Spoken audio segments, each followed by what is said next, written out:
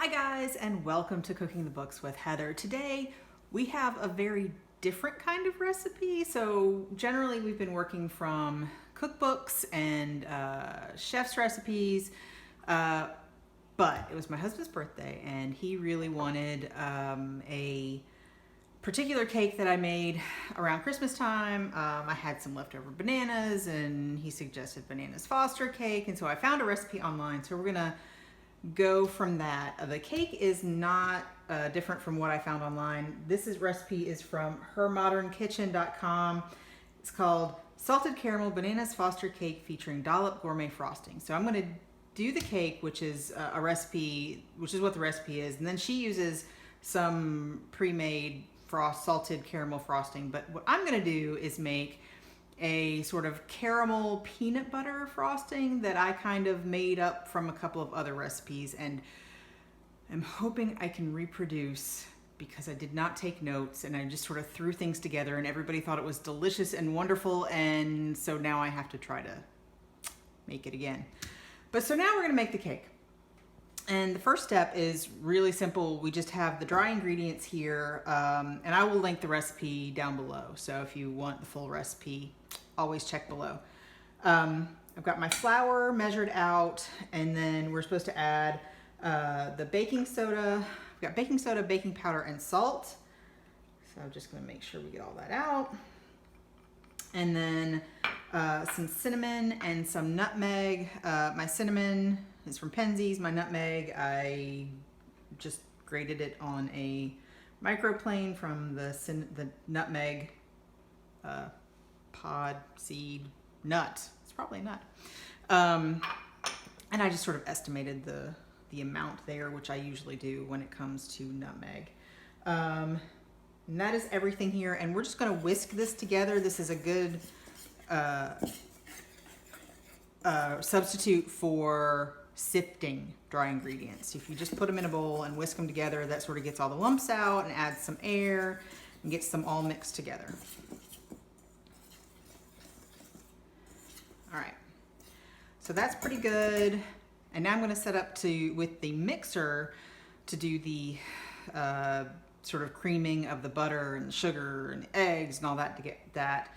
So 1 second. So now we get to the creaming the butter step.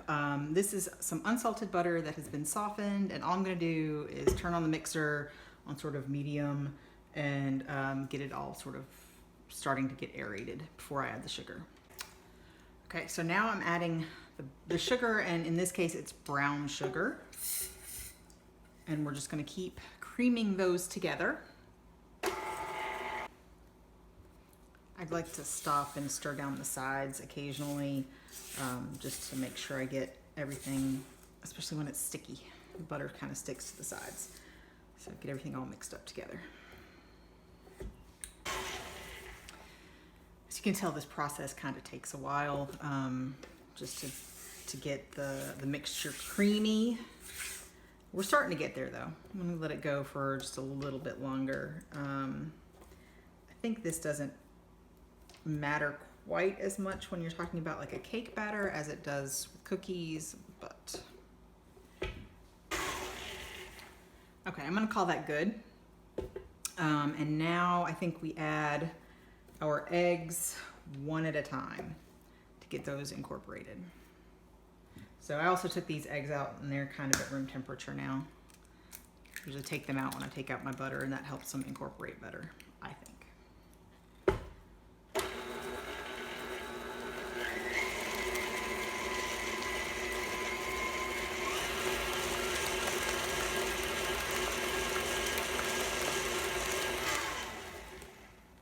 These don't take nearly as long.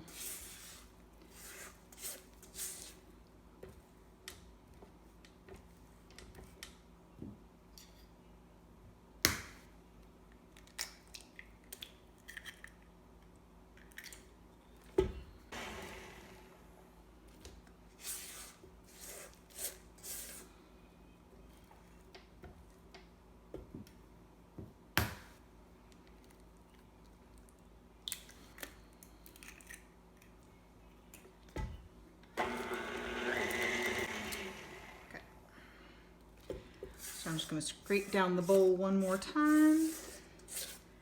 Now we've got all of our eggs incorporated. And then we're going to add in our vanilla and rum extracts here. Rum because bananas foster, and vanilla because everything's good with vanilla.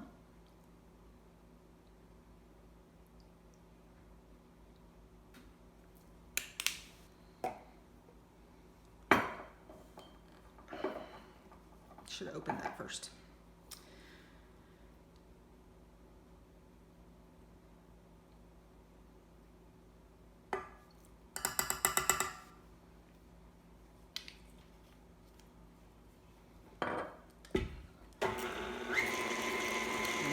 That mixed up.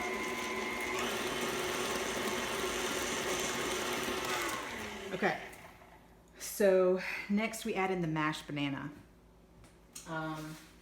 I had a couple of bananas that were very overripe, and I just peeled those and put those in the refrigerator earlier, and then I have one more that was a little bit less ripe, but instead of mashing them in a bowl with a fork and dirtying something else up, I'm just going to use this bag that I had the bananas in the refrigerator. So, and that will be fine. There's a little extra air in it.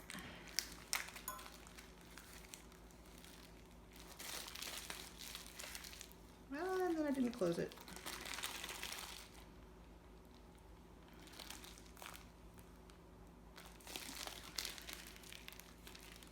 Just trying to get most of the big chunks mashed up. There we go. I'm just going to put this in here and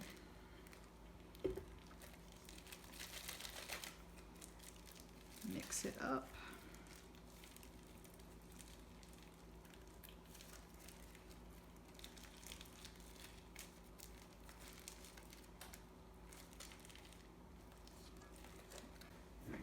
Just going to get those incorporated.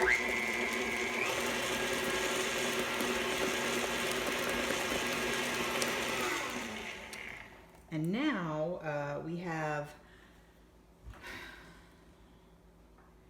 our mixture that we made earlier. Get this out of the way with the flour, the dry ingredients.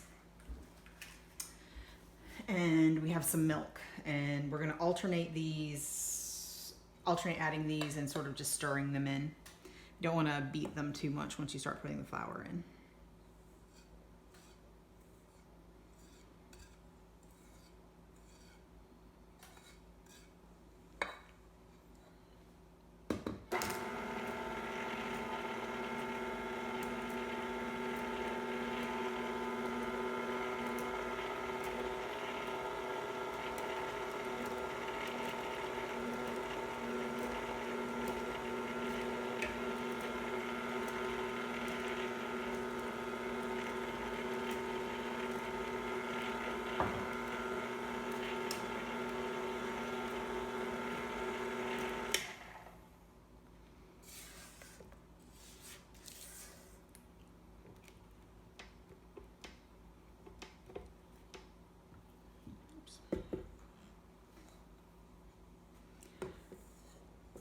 Trying to do this in about thirds.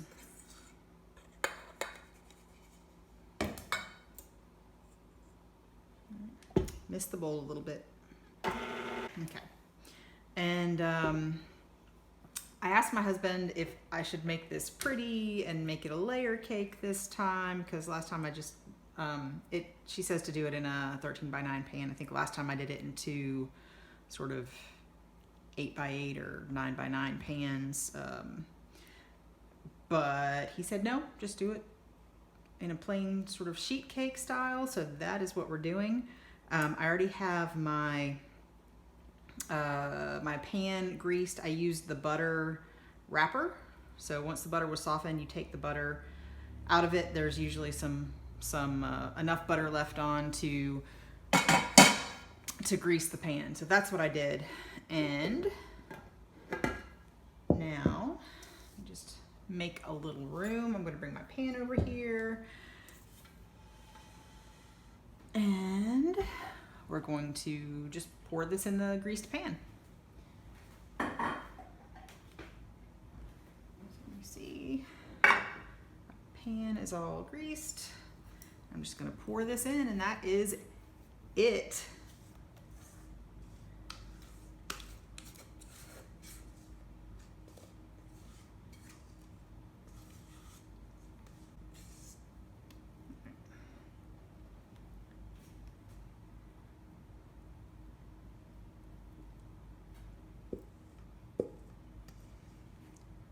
Okay. Cake is all ready to go in the oven. It's 40 to 50 minutes in a 350 oven, which is already preheated. So we'll be back after that. So our bananas Foster cake has been in the oven for a little over 40 minutes.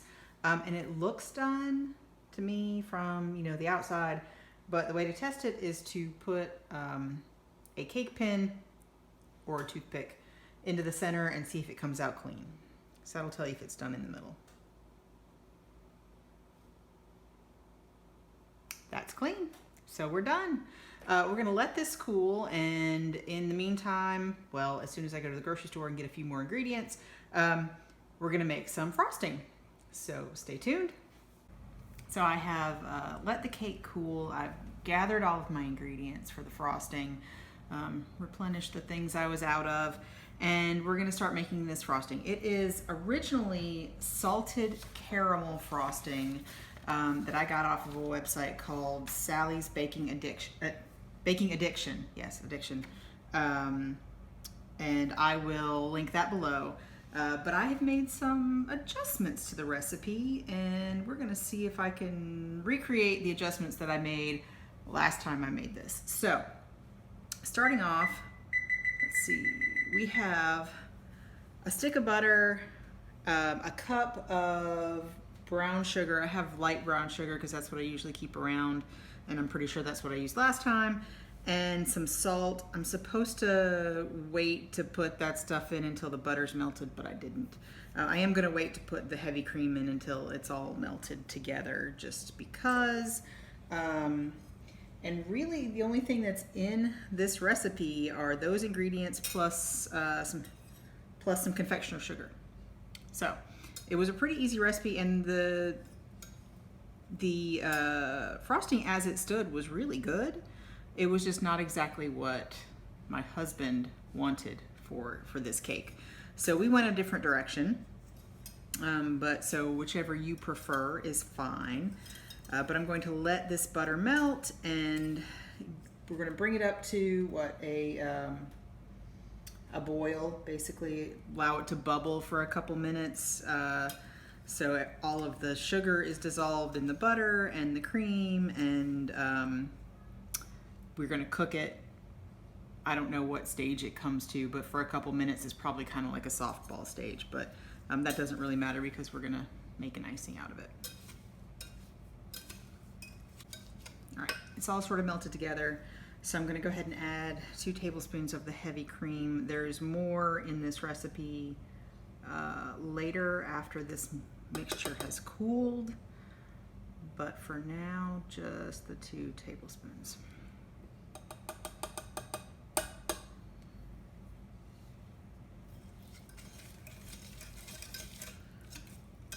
So, in the cake, I used whole milk. You could probably substitute that for whatever kind of milk you normally keep in the house.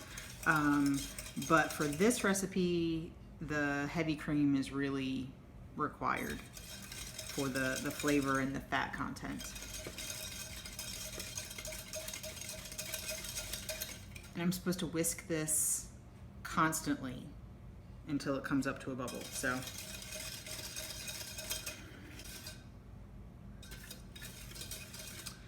So you can see now the texture is starting to change. Everything, it's not as grainy, and it's a little more fluid, so it's starting to come up to temperature, but still not bubbly yet.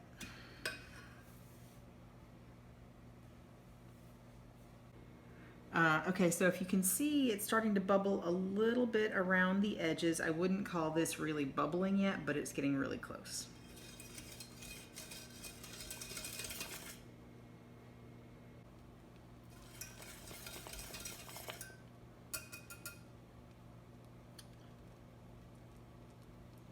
Okay, so this is finally at the stage that I would call bubbling. It's not like a full roiling bubble, but it's almost there. So I'm going to call this bubbling, and we're going to go for about 2 minutes, stirring, whisking every 30 seconds or so, I think, just to make sure it doesn't stick and burn.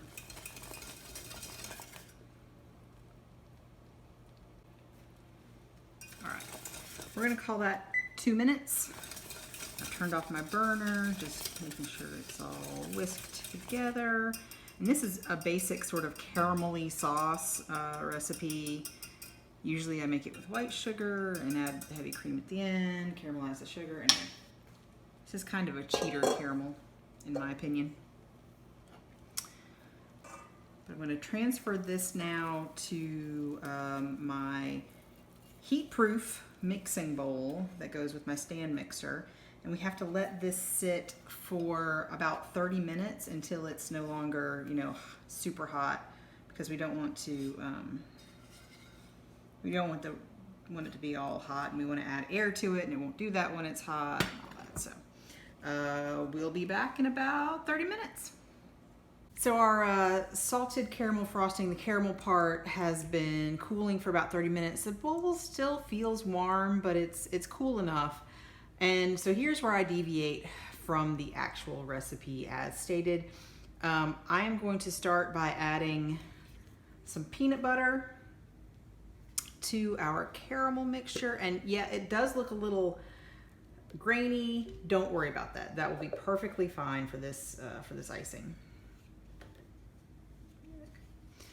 So this is my mixer with a whisk attachment, and I'm just going to whisk in the peanut butter. It's smooth peanut butter. I use like Jif Natural.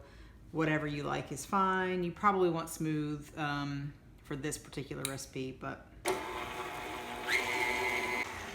right. So I've got the peanut butter all mixed in, and it's still a little bit warm, but a little bit cooled off because I've added the room temperature peanut butter. And I'm going to add most of this 2.5 cups of confectioner sugar. It calls for sifted. I kind of mixed it a little bit with my whisk earlier, but that's about it. So we're going to get this in there.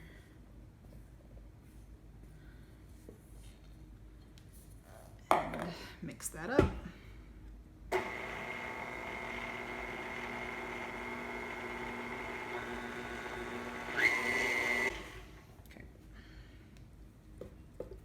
See, it's not looking like a frosting just now, but we still have heavy cream to add, and that'll help it all come together. All right, which I have neglected to take out of the refrigerator, so while this mixes up a bit, I'm gonna go get that.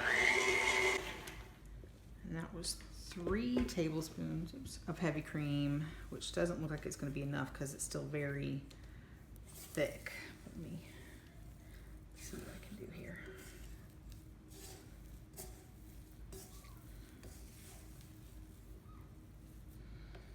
I'm going to start adding just a tablespoon at a time. See how that goes. That was an extra 6 tablespoons instead of the 3. Keep doing that. And it's still not quite the texture that I want. And this is the problem that I dealt with last time, that I just kind of started throwing things in. So we're gonna see what we can do about that in a controlled way where I can measure and make notes this time and have the video to confirm what I actually did.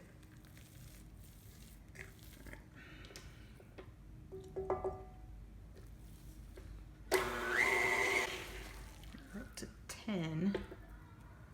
Yep, so that was another 4, so we're up to 10. And now it's just not, it's definitely more pliable, but it's not quite what I want. So I'm going to try adding some more of the confectioner sugar, because I think I did that last time. So, still not quite what I'm looking for.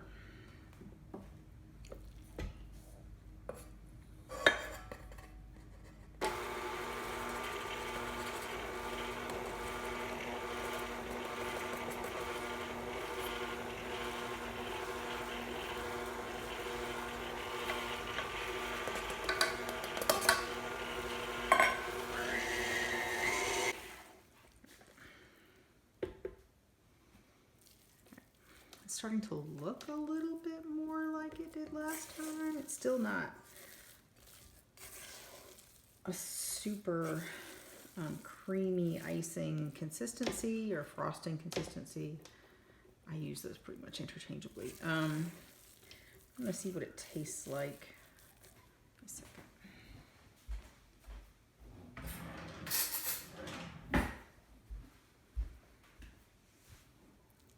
Kind of check to see if there's enough peanut butter, you know, all that. My taste tester says it tastes good. I'm gonna mix it up a little bit more, just see if I can get it a little fluffier. So I'm probably gonna let it go a little while and see what happens. All right. I think we're probably good with this. Yeah, that seems to remind me of what it was last time. So I think we're going to call it good and stop messing with it. And I'm going to ice the cake. I've already made some bacon. I usually bake my bacon for garnish. And so I'll get pictures of it for you guys when it's all done. And there we are.